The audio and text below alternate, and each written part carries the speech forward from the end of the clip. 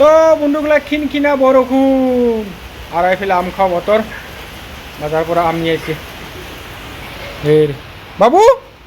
আম খাবি আম খাবো না রে কাটো কাটো কাটো আম খাই কোন গাবলা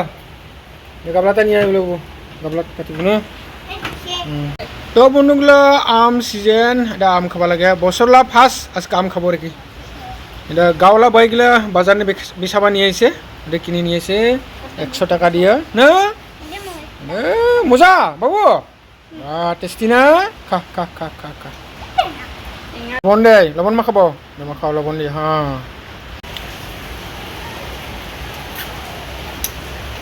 একদম মিঠা তামাম মিঠা